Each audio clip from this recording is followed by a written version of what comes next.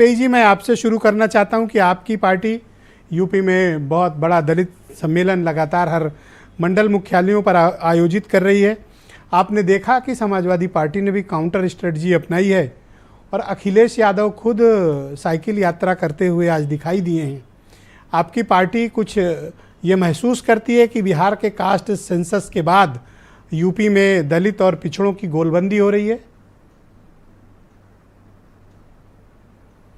ब्रजेश जी, जहां तक मुझे लगता है कि भारतीय जनता पार्टी एक अनवरत काम करने वाली पार्टी है, 24/7 काम करने वाली पार्टी है। और हमारी सरकार जब से आदरणीय नरेंद्र मोदी के नेतृत्व में 2014 में बनी और यहाँ आदरणीय योगी जी के नेतृत्व में 17 में बनी, हम सभी वर्गों के बीच में गए, क्योंकि हमने वो काम शुरू किया जो उससे पहले लोगों की सरकारों ने नहीं किया। हमने कास्ट, क्रीड, रिलीजन से ऊपर उठकर काम किया। हमने योजनाएं जनता के द्वार पहुंचाई, उसमें कोई भेदभाव नहीं किया। और वही कार्यक्रम और कार्यक्रम का क्रियान्वयन किस स्तर पर हुआ, वही लेकर हम जाते हैं इन सब में। और अलग अलग वर्गों के बीच में उसमें पूछताछ होती है, हमारी स्वीकार्यता बढ़ी है, लोग एप्रिसिएशन करते हैं कि हाँ, पहली बार सरकार सीधे लोगों के द्वार तक आई और कार्यक्रम सीधे आया। बीच में एक बहुत बड़ा वर्ग था जिसमें कमीशन कटता था, राजीव गांधी के समय से और पिछली सरकारों तक रहा ये, लेकिन उसको हमने खत्म किया, डीबीटी ट्रांसफर किया, सरकार की योजनाओं, सरकार की सब्सिडी सीधे लोगों के अकाउंट तक पहुंची। तो मुझे लगता है कि जो एक ये बहुत बड़ा फैक्टर था कि जाति और जाति में पिछड़ा, पिछड़ों में अति पिछड़ा, दलित में किसी एक वर्ग का नेता, पिछड़ों में किसी एक वर्ग का नेता, इसको हमने खत्म किया। सारी योजनाएं एक साथ सभी वर्गों के पास समान रूप से पहुंची। इसीलिए हमारे नेताओं की यह हिम्मत है कि वो जाकर उन लोगों के बीच में सामना करते और यह आदान प्रदान है कि क्या डिमांड करता है कि यूपी में आप, उसकी आगे भी हम जिम्मेदारी लेते हैं। यूपी में आप बिहार की तरह सामाजिक न्याय क्यों नहीं देते हैं और कास्ट सेंसस, जातीय जनगणना की स्वीकार्यता और हामी क्यों नहीं भरते हैं? देखिए, मुझे लगता है फिर वही वर्गीकरण करके लोगों को भरमाने का है। आज ही मुझे लगता है इनके एक गठबंधन पार्टनर के अध्यक्ष ने कहा कि अखिलेश जी की सरकार में पिछड़ों के साथ बहुत नाइंसाफी हुई। मुझे लगता है ये एक शब्दावली बन गई है, एक शब्दकोश है, पिछड़ा और दलित, करना कुछ नहीं, ये दो नाम लेके चुनाव की वैतरणी पार करने का। बिहार में क्या हुआ, कास्ट सेंसस होने के बाद जातियों के अंदर उपजातियों में द्वेष बढ़ने लगा।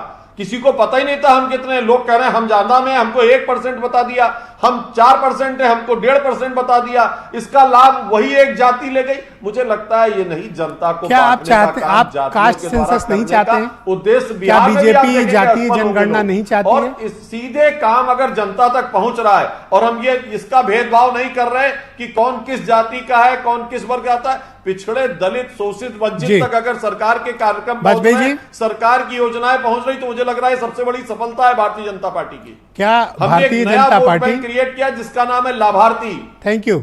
मैं आपसे ये जानना चाहता हूं, क्या बीजेपी कास्ट सेंसस नहीं चाहती है उत्तर प्रदेश में?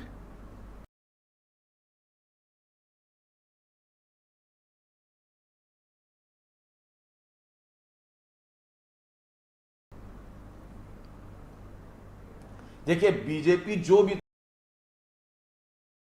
तय करती है वो पूरे राष्ट्र के लेवल पर तय करती है। हम एक राष्ट्रीय पार्टी है, हमारा उस आधार पर निर्णय होता है। पर हमारा मानना यह है कि वर्गीकरण उचित नहीं है, क्योंकि आप क्या किए क्या नहीं। और जो पार्टियां खास करके किसी जाति विशेष की थी, उन्होंने किसी जाति विशेष के लिए काम किया, उनका नुकसान होना स्वाभाविक है।